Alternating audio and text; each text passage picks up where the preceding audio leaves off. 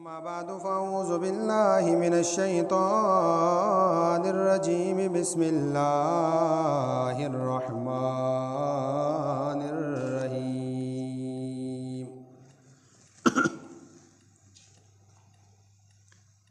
إذا جاء نصر الله والفتح ورأيت الناس يدخلون في دين الله أفواجا الصلاة والسلام عليك يا سيدي يا رسول الله وعلى آلك وصحابك يا خاتم النبيين۔ حمد اور درود کے بعد لائق عزت و احترام معزز و مکرم سامعین کرام، السلام علیکم ورحمۃ اللہ وبرکاتہ۔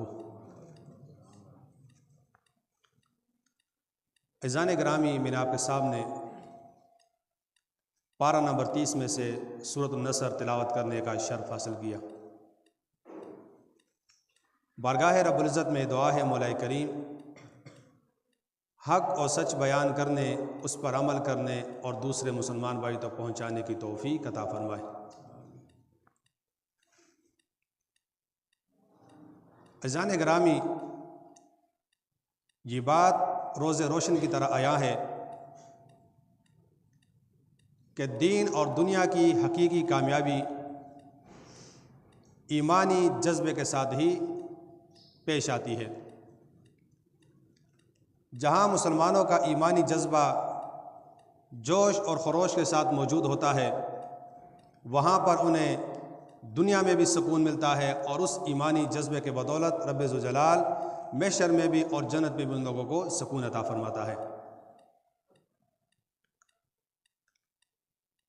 اور کوئی بھی معاشرہ اپنے نجی تعلیمات سے لے کر اپنے اجتماعی تعلیمات تک سکون تب ہی حاصل کر سکتی ہے جب ان کا ایمانی جذبہ زندہ ہو، اور جب ایمانی جذبہ زندہ ہوتا ہے تو اللہ رب ذوالجلال کی جانب سے برکتوں اور رحمتوں کی عنایات جو ہے بندے پر ہوا کرتی ہیں۔ قلندر لاہوری علامہ محمد اقبال رحمۃ اللہ علیہ نے اپنے ملت کے جوانوں کو اور بالخصوص امت مسلمہ کو بیدار کرنے میں اپنا بڑا کردار ادا کیا ہے۔ وہی علامہ اقبال فرماتے ہیں، عطا اسلاف کا جذبہ درو کر، شریک زمرہ لا یحزنو کر، خرد کی گتیا سلجھا چکا میں، میرے مولا مجھے صاحب جنو کر۔ یعنی وہ بھی شعر میں یہ جذبہ دیتا ہے ملت کو کہ اپنا ایمانی جذبہ کبھی بجھنے نہ دینا، کیونکہ جب تمہارا ایمانی جذبہ بجھ جائے گا تو فرمایا رب ذوالجلال کی جانب سے تم پر عنایات کے دروازے بند ہو جائیں گے، اور جب تمہارا ایمانی جذبہ زندہ ہوگا تو رب ذوالجلال کی جانب سے تم پر ہمیشہ رحمتوں اور برکتوں کی عنایات برستی رہیں گی۔ اور یقیناً رمضان مبارک کا مہینہ ایمانی جذبات کو زندہ کرنے کا ایک بہترین مہینہ ہے، جہاں پر اس مہینے کی بہت ساری عظمتیں اور فضیلتیں بیان ہوئی، جہاں پر اس مہینے کو صبر کا مہینہ، مواسات کا مہینہ، ہمدردی کا مہینہ کہا گیا ہے، وہیں پر اسے ایمانی جذبات کو زندہ کرنے کا مہینہ بھی کہا گیا ہے، کیونکہ بندے مومن کا سارا دھیان اللہ کے حضور ہو جاتا ہے۔ شیطان جو انسان کا ازلی دشمن ہے، اسے انسان سے دور رکھا جاتا ہے۔ فرمایا جب یہ سنہری موقع تمہارے ہاتھ لگتا ہے، فرمایا اس سنہری موقع سے فائدہ حاصل کر کے اپنے ایمانی جذبات کو زندہ کرو۔ اگر تمہارے ایمانی جذبات زندہ ہوئے، تمہارے دل کے اندر ایمان کی ٹمٹماتی جو شمع ہے اگر وہ دوبارہ سے روشن ہوگی تو فرمایا یہ پورا سال بلکہ پوری زندگی تمہیں اللہ کی رحمتوں کا مہمان بنائے گی۔ خالق کائنات رب ذوالمنن نے قرآن مجید میں ارشاد فرمایا، وَلَا تَهِنُوا وَلَا تَحْزَنُوا وَأَنْتُمُ الْأَعْلَوْنَ إِن كُنتُم مُؤْمِنِينَ۔ اور علامہ اقبال نے بھی اپنے شعر میں اسی آیت کا سہارا لیا ہے، اللہ کے نے فرمایا کہ تم ہمت نہ ہارو، سستی نہ دکھاؤ، غم اور پریشانی نہ کرو، اگر تم سچے مومن ہو تو اللہ ہمیشہ تمہیں غلبہ عطا فرمائے۔ کیونکہ انسان بعض اوقات کچھ باتوں سے مایوس ہو جاتا ہے، کچھ لمحات سے کچھ ایسے افعال ہو جاتے ہیں جو انسان کو مایوس کر دیتی ہیں، لیکن رب فرماتا ہے کہ ایمانی جذبہ زندہ رکھتے ہوئے کبھی نا امیدی نہ کیا کرو، مایوسی نہ کیا کرو، میری رحمت سے کبھی نا امید نہ ہوا کرو، ہمیشہ مجھ پر توکل اور بھروسہ رکھا کرو۔ فرمایا جب تمہارا توکل اور بھروسہ مجھ پر ہوگا تم حقیقی مومن بنو گے، جب تم حقیقی مومن بن جاؤ گے فرمایا کبھی ناکامی تمہارے قریب بھی نہیں آئے گی۔ اب جس طرح گزشتہ جمعہ میں اللہ کے پسندیدہ لوگوں کے اوصاف بیان ہوئے کہ ایسے کون سے لوگ ہیں کہ جو اللہ کے پسندیدہ لوگ ہیں، جب وہ لوگ اللہ کے پسندیدہ بن جاتے ہیں تو رب ذوالجلال ان کے ایمانی جذبے کو بڑھا دیتا ہے۔ اسی طرح حضور علیہ الصلوۃ والسلام نے چند ایسے افعال کی ہمیں تعلیم دی، فرمایا اگر تم اس روش پہ چلو گے تو تمہارا ایمانی جذبہ ہمیشہ کے لیے زندہ اور تابندہ رہے گا۔ ان میں سے ایک حضور نے فرمایا دنیا سے بے رغبتی، ترک دنیا یعنی دنیا کا خیال دل سے نکال لینا، دنیا کو صرف ضرورت کی حد تک حاصل کرنا، باقی اپنی ساری سوچ، سارے گمانوں کو، اپنے سارے وسائل کو اپنے آخرت کی بہتری کے لیے استعمال کرنا۔ حضرت سیدنا سہل بن سعد الساعدی فرماتے ہیں کہ ایک شخص نے حضور علیہ الصلوۃ والسلام کی بارگاہ میں حاضر ہو کر عرض کی کہ یا رسول اللہ صلی اللہ علیہ وسلم مجھے ایسا عمل بتا دیجیے جس کے ذریعے میں اللہ کا محبوب بن جاؤں اور لوگوں کا بھی محبوب بن جاؤں، ایسا کام کہ جب میں کروں اللہ کا بھی پسندیدہ بنوں اور لوگوں کا بھی پسندیدہ بنوں، اللہ بھی مجھ سے محبت کرے، لوگ بھی مجھ سے محبت کریں، اللہ کے ساتھ بھی تعلق مضبوط ہو، لوگوں کے ساتھ بھی تعلق مضبوط ہو۔ مطلب اس صحابی نے ایک سوال میں دین اور دنیا مانگ لی کہ ایسا کوئی عمل ہو کہ دین بھی ملے دنیا بھی ملے۔ تو حضور علیہ الصلوۃ والسلام نے بڑا سبق آموز جملہ فرمایا کہ تو دنیا سے بے رغبت ہو جا، اللہ تجھ سے محبت کر لے گا۔ بے رغبتی کا مطلب ہے کہ اپنا دل سے دنیا کا خیال نکال دے کہ رب نے مجھے جو دنیا میں پیدا کیا ہے صرف ضرورت کی حد تک حاصل کروں گا، جتنا میں نے رہنا ہے، جتنے میری ضروریات ہیں اتنا تو میں دنیا کے لیے کوشش کروں گا، لیکن میرا حقیقی تعلق، حقیقی مقصد اور حقیقی مشن جو ہے وہ میرے آخرت کی زندگی ہونی چاہیے۔ تو صحابہ اکرام کی زندگی کے حوالے سے ہمارے پاس بڑی بہترین مثالوں کے ساتھ موجود ہے۔ آپ علیہ الصلوۃ والسلام کی زندگی اس حوالے سے بہترین مثالوں کے ساتھ موجود ہے کہ صحابہ اکرام نے دنیا میں رہتے ہوئے دنیا کو ضرورت کی حد تک صرف کمایا، باقی ان کا سارا متم نظر، ساری سوچ، ساری فکر اپنی آخرت کو سنوارنے کے لیے استعمال ہوئی۔ پھر حضور نے فرمایا کہ تو لوگوں سے مانگنا چھوڑ دے یا جو کچھ لوگوں کے پاس ہے اس کی تمنا چھوڑ دے، لوگ تجھ سے محبت کرنے لگ جائیں گے۔ دونوں صورتیں دنیا سے بے رغبتی کی ہیں۔ اگر اللہ نے تجھے کچھ دیا ہے، کسی اور کو دیا ہے، تجھے نہیں دیا تو تو کبھی لوگوں کی جانب ہاتھ نہ بڑھایا کرو، کبھی لوگوں سے سوال نہ کیا کرو۔ فرمائے لوگوں کے پاس جو کچھ ہے اس کا وہم و گمان بھی اپنے دل میں نہ لایا کرو، تجھے اللہ نے جو دیا ہے اسی پر راضی رہا کرو۔ مطلب یہ ہوا کہ جتنا ملا ہے اسی پر توکل کرو۔ فرمائے یہ دونوں ایسی خوبیاں ہیں کہ اللہ بھی تجھ سے محبت کرے گا، لوگ بھی تجھ سے محبت کریں گے، کیونکہ جب تو لوگوں سے سوال نہیں کرے گا، لوگوں کی جانب حسد بری نگاہ نہیں اٹھائے گا، فرمائے جو تیرے پاس ہے اسی میں توکل کرے گا، فرمائے تو رب کا بھی پسندیدہ بنے گا اور لوگوں کا بھی پسندیدہ بنے گا۔ اب دیکھیے صحابہ کرام نے اس حوالے سے کتنی عظیم جو ہے وہ ہمارے لیے مثالیں چھوڑی۔ حضرت انس بن مالک بیان فرماتے ہیں کہ جب بدر میں مسلمان اور کفار جمع ہو گئے تو رحمت عالم نے فرمایا قوموا الی الجنت ارضها السماوات والارض، کہ بڑھو اس جنت کی جانب کے جس کی چوڑائی، جس کی وسعتیں آسمانوں زمینوں سے زیادہ ہے۔ یعنی بدر میں حضور نے ایک اعلان فرمایا۔ ایک انصار صحابی سیدنا عمیر بن حمام نے عرض کی یا رسول اللہ صلی اللہ علیہ وسلم جنت ارضها السماوات والارض، کہ کیا جنت کی وسعتیں آسمانوں اور زمینوں سے بڑی ہیں؟ حضور نے فرمایا نعم، بالکل اسی طرح ہے کہ جنت کی وسعتیں آسمانوں اور زمینوں سے بڑی ہیں۔ اب اس صحابی نے جوش کے ساتھ ایک الفاظ کہا کہ بخا بخا، جس کے معنی ہے کہ واہ واہ، سبحان اللہ، کتنا بہترین ہے کہ جنت جو ہے وہ زمینوں اور آسمانوں سے بڑی ہے۔ تو حضور علیہ السلام نے اس سے پوچھا کہ میرے صحابی ما یحملک علی قولک بخن بخن، کہ تم نے یہ بخ بخ کے الفاظ کیوں کہے جس کا معنی ہے واہ واہ، سبحان اللہ؟ تو کہ قسم بخدا اور کوئی بات نہیں، فقط اس امید پہ کہ میں اہل جنت میں سے ہو جاؤں۔ فرمایا کہ جب میں نے سنا کہ جنت اتنی وسیع ہے اور اس میدان بدر سے جنت کا راستہ نکلتا ہے، فرمایا میں نے ایمانی جوش کے ساتھ یہ الفاظ کہے کہ رب ذوالجلال نے جنت کو اتنا وسیع بنایا، اور آج حضور نے فرمایا کہ بڑھو یہاں سے جنت کی جانب، بدر کے میدان تمہیں سیدھا جنت کو پہنچ جائے گا۔ فرمایا میں نے ایمانی جوش کے ساتھ یہ الفاظ کہے تو حضور نے فرمایا کہ سن تو اہل جنت میں سے ہو گیا، اہل جنت میں سے۔ اب اسے بشارت مل گئی کہ تو اہل جنت میں سے ہو گیا، کیونکہ تو نے جب ایمانی جذبے کے ساتھ جنت کی تمنا کی ہے تو رب ذوالجلال نے بدر کے میدان میں تجھے پہلا شہید بنا دیا۔ تو بدر کا پہلا شہید ہوگا، تو ہی پہلا جنتی ہوگا۔ اب دیکھیں جب صحابہ کرام نبی کریم علیہ السلام کے فرامین سنتے، ان کا ایمانی جوش کس طرح بڑھ جاتا۔ کہیں گے آج ہمارے سامنے فلسطین کا مسئلہ کھڑا ہے، ہمارے سامنے کشمیر کا مسئلہ کھڑا ہے، ہمارے سامنے کتنے مسلم ممالک کے اندر جو ظلم و ستم کے پہاڑ توڑے جاتے ہیں، وہ مسائل ہمارے سامنے کیا نہیں ہے؟ کیا ہم نے کبھی ایمانی جذبات کو ہوا دی ہے؟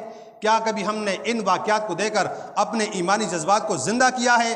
ہم سے تو صرف ایک اسرائیلی پروڈکٹ کا بائیکاٹ نہ ہو سکا، بار بار ملک کے اندر اعلانات بھی ہوئے، مہمیں چلائی گئی کہ اسرائیلی مصنوعات خریدنا چھوڑ دو، اس کے بغیر بھی تمہاری زندگی گزر جائے گی، لیکن صرف 10% سے زیادہ لوگوں نے اس پر عمل نہیں کیا۔ آج بھی جب ہم بازار میں جاتے ہیں، ہم کبھی یہ نہیں کہتے کہ جناب یہ چیز جو ہم لیتے ہیں یہ کس ملک کی ہے؟ اگر یہ یہودی عیسائی نے بنائی ہے تو میں کبھی سے نہیں لوں گا۔ اگر اس چیز کا موجد کوئی یہودی کوئی عیسائی ملک ہے تو تب تک میں سے نہیں خریدوں گا کہ جب تک فلسطین کو ان کا حق نہیں ملتا۔ آئیے ذرا ایک مثال اور دیکھتے ہیں۔ بدر کے میدان کو جانے سے پہلے ایک باپ اور بیٹے میں مکالمہ ہوتا ہے۔ باپ کہتا ہے میں جاؤں گا، بیٹا کہتا ہے میں جاؤں گا بدر کے لیے، کیونکہ حضور نے کہا تھا کہ گھر سے ایک آدمی جائے، ایک آدمی گھر میں رہے، کیونکہ گھر میں بھی کسی کی ضرورت پڑے گی۔ اب باپ اور بیٹا دونوں مکالمہ کرتے ہیں۔ باپ کہتا ہے کہ بیٹا چونکہ میں بڑا ہوں، میرا حق بھی زیادہ بنتا ہے، لہٰذا میں جاؤں گا بدر کی لڑائی کے لیے، جنگ بدر میں۔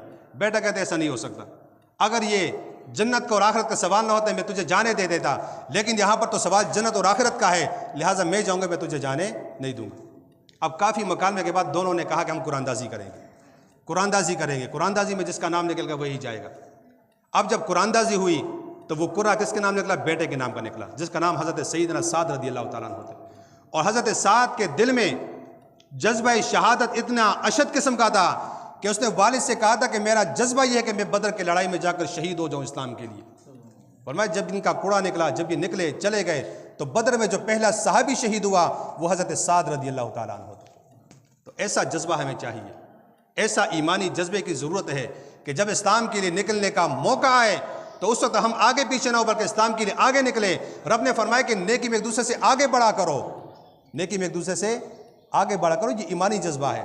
لیکن ذرا اس روایت کو رکھ کر، اس واقعے کو سامنے رکھ کر اپنے ضمیر کو ذرا ہم جھنجھوڑتے ہیں کہ کیا ایک طرف دین اور ایک طرف دنیا، ہم وسعتیں کس میں لیتے ہیں، ہمارا مقابلہ کس میں ہوتا ہے، ہم آگے بڑھنے کی سوچ کس چیز میں رکھتے ہیں، دنیا میں رکھتے ہیں یا دین میں رکھتے ہیں؟ ہماری سوچ تو ہمیشہ دنیا کے لیے ہوتی ہے کہ میرے پڑوسی نے گھر بنایا، میرا بھی ہونا چاہیے، یہ میرا فلاں رشتہ دار ہے، اس کا بیٹا سرکاری ملازم ہے، میرا بھی ہونا چاہیے، یہ میرا فلاں گاؤں والا ہے، اس کے پاس اچھا کاروبار، اچھا بزنس، اچھی گاڑی ہے، اس کے پاس پورا شاید زندگی ہے، میرے پاس بھی ہونی چاہیے۔ ہم نے کبھی تو یہ نہیں کہا کہ میرے فلاں علاقے میں فلاں عالم ہے، میں اس سے بڑا عالم ہونا چاہیے، مجھے میرے علاقے میں فلاں حافظ قرآن ہے، مجھے اس سے بڑا حافظ ہونا چاہیے، میرے علاقے میں فلاں بندہ 5 وقت کا نمازی ہے، مجھے تہجد گزار ہونا چاہیے، میرے علاقے میں فلاں بندہ اپنے علاقے کے بیواؤں، یتیموں، مسکینوں کے ساتھ اچھا برتاؤ کرتا ہے، مجھے اس سے زیادہ کے ساتھ کرنا چاہیے۔ فرمایا جب ہم اپنا جذبہ دین سے ہٹ کر دنیا کی جانب رکھیں گے تو ہمارا ایمانی جذبہ کبھی زندہ نہیں ہوگا۔ اور آج زندہ اس لیے نہیں ہوتا کہ دین کو چھوڑ کر دنیا کو زیادہ فوقیت ہم دیتے ہیں۔ ایک جانب دین ہوتا ہے، ایک جانب دنیا ہوتی ہے۔ تولو اس چیز کو، ذرا ترازو اٹھاؤ، دین کو بھی رکھو، دنیا کو بھی رکھو۔ دین ہمارا ہلکا بنے گا، دنیا ہماری بھاری بنے گی۔ اگر کسی کو پھر بھی یقین نہیں تو 2 مجلس سے سجا لو، ایک طرف دین کی مجلس، ایک جانب دنیا کی مجلس۔ پوری رات بندہ بیٹھا رہتا ہے، اس سے اپنے کام کی فکر نہیں ہوتی، نیند کی فکر نہیں ہوتی، اپنے آرام کی فکر نہیں ہوتی، اپنے تھکاوٹ کی فکر نہیں ہوتی۔ ایک جانب دین کی محفل سجا لو، 10 منٹ کے بعد ایک بندہ اٹھتا نکلتے چلا جائے گا، مجھے نیند آتی ہے، میں تھک گیا ہوں، میں بیمار ہوں، مجھے کام پہ جانا ہے، مجھے یہ کرنا ہے، مجھے وہ کرنا ہے۔ 1000 طرح کے بہانے بنا کر دین سے ہم دور ہو جاتے ہیں۔ دنیا کے قریب جب ہم جاتے ہیں تو وہاں ہمیں فکر نہیں ہوتی۔ حضور نے فرمایا کہ جب تم بازار میں جاؤ جلدی نکلا کرو وہاں سے، کیونکہ وہ شیطان کی آماجگاہ ہے۔ لیکن بازار میں جا کر 2-3 گھنٹے ہم ایکسٹرا بھی گزار دیتے ہیں، کوئی فکر نہیں ہوتی کہ بھئی وقت ہمارا ضائع ہو گیا، ٹائم ہم نے زیادہ لگایا، کوئی فکر نہیں ہوتی۔ فرمایا مسجد میں آؤ، دیر سے نکلا کرو، کیونکہ مسجد اللہ کا گھر ہے، یہاں پر رب کی عنایات برستی ہیں۔ لیکن مسجد میں تو پہلے آتے نہیں، جب آتے ہیں پھر جلدی نکلنے والی کرتے ہیں یہاں سے۔ دعا بھی چھوڑ دی ہم نے، نماز کے بعد بیٹھنا بھی چھوڑ دیا، ذکر و اذکار بھی چھوڑ دیا، تسبیحات بھی چھوڑ دیے، حتیٰ کہ سنتوں کو بھی ہم نے ترک کر دیا۔ ہم ایک تو دعا بھی نہیں کرتے، بس سلام پھر جاتا ہے، دڑا دڑ نکلتے ہیں۔ ایمانی جذبے کو زندہ کرنے کے لیے دین کے ساتھ محبت، دین کے ساتھ لگاؤ، دین کے ساتھ الفت ضروری ہے۔ تو جب ہم دین کے ساتھ الفت اور لگاؤ رکھیں گے تو ہمارا ایمانی جذبہ ہمیشہ زندہ ہوگا۔ آگے فرمایا کہ ایمانی جذبے کو زندہ کرنے کے لیے اللہ پر کامل اور مکمل یقین رکھنا، کہ جب ہمارا توکل اللہ پر ہوگا، جب ہمارا یقین اللہ پر ہوگا، تو رب ذوالجلال کی برکتوں سے ہم ہمیشہ کے لیے ایمانی جذبے کو زندہ کرنے والے بچ جائیں گے۔ نماز تو پڑھتے ہیں، عنایت ہم پہ ہوتی کیوں نہیں ہے؟ ہمارا ایمانی جذبہ زندہ نہیں ہے۔ ہم صدقات و خیرات بھی کرتے ہیں، دعا بھی کرتے ہیں، سجدے بھی کرتے ہیں، قرآن کی تلاوتیں بھی کرتے ہیں، رمضان کا روزہ بھی رکھتے ہیں، لیکن اس حقیقی دولت سے، حقیقی انعامات سے ہم فیضیاب کیوں نہیں ہوتے؟ ہمارا توکل بھروسہ نہیں۔ فرمایا جب توکل اور بھروسہ اللہ کریم کے فرامین پہ، نبی کریم علیہ السلام کے احادیث مبارکہ پہ قائم مکمل ایمان تمہارا نہیں ہوگا، فرمایا جتنی مرضی تم سجدے کر لو، جتنے مرضی تم صدقات و خیرات کر لو، تمہیں فائدہ تب ملے گا کہ جب تمہارا کامل ایمان زندہ ہونا چاہیے، ایمانی جذبہ تمہارا زندہ ہونا چاہیے۔ ایمانی جذبہ تب زندہ ہوگا کہ جب ہم دنیا کو چھوڑ کر دین کو اختیار کریں گے تو ہمیں ایمانی جذبے سے عطا کرے گا۔ حضور کا یہ فرمان ہمارے لیے اس حوالے سے مشعل راہ ہے۔ فرمائے کہ اللہ کریم صبح کے وقت میں تمہارے لیے برکتیں رکھی ہیں۔ برکت کا وقت صبح کا وقت ہے، دوپہر کا نہیں ہے، 8 بجے کا، 7 بجے کا، 6 بجے کا، 10 بجے کا نہیں ہے۔ صبح بیدار ہوگے، سب سے پہلے صبح سویرے اٹھو گے، اللہ کی برکتوں کے پاؤ گے۔ فرمایا صبح سورج نکلنے کے بعد اٹھو گے، برکتوں سے محروم ہو جاؤ گے۔ حضور نے فرمایا کہ جو بندہ صبح کی نماز پڑھ کے اپنے کام کا آغاز کرتا ہے، رحمان کا جھنڈا لے کے نکلتا ہے، اللہ کی عنایت اس پر برستی ہیں، برکت اس کے اوپر برستی ہیں۔ یہ بندہ اگر کم کماتا ہے، برکت اس کے اندر زیادہ ہوتی ہے۔ ایک بندہ صبح کی نماز نہیں پڑھتا، اٹھ کے فوراً بازار کو نکلتا ہے، فرمایا شیطان کا جھنڈا لے کے نکلتا ہے، جتنا کما لے برکت اس کے اندر نہیں ہوگی، جتنی مرضی پرآشائش زندگی گزارے دلی سکون اسے میسر نہیں ہوگا۔ فرمایا دلی سکون میسر ہوگا تو اللہ کے بارگاہ میں میسر ہوگا، اللہ کے گھر میں میسر ہوگا، دین کے ساتھ الفت میں میسر ہوگا، دین کے ساتھ تعلق بنانے میں میسر ہوگا۔